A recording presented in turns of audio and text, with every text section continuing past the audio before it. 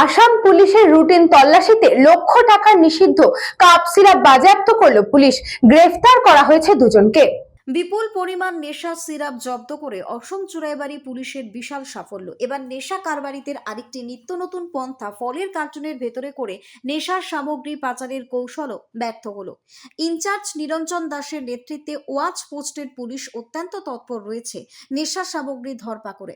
শুক্রবার বিকেল 3টে নাগাদ গুয়াহাটি থেকে হাফলং শিলচর মহাসড়ক হয়ে আগরতলাগামী AS28 AC 2040 নম্বরের একটি মিনি লরি সবজি বিভিন্ন ধরনের ফল নিয়ে অসম চুরাইবাড়ি পুলিশের নাকা গেটে আসে।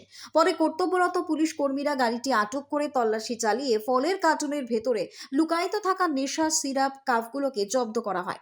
মোট 2423 বোতল, যার কালো বাজারি মূল্য প্রায় 24 লক্ষ টাকা বলে জানান ইনচার্জ নিরঞ্জন দাস।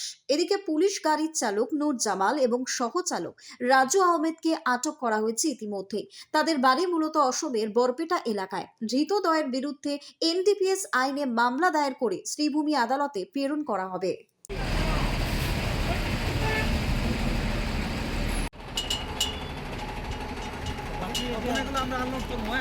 এখন আমরা তোমার সামনে কপ সিরাপ গুলো আনলোড করবো।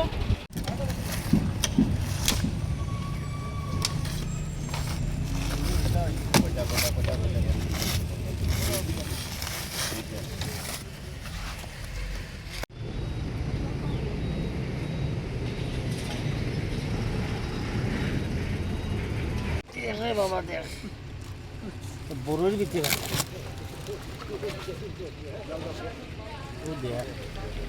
Bureau Report, News Bongo Time. St. Augustine's Day School, Barrackpur. Success for every child. Admission open 2026 to 2027. Contact number 900793 4555.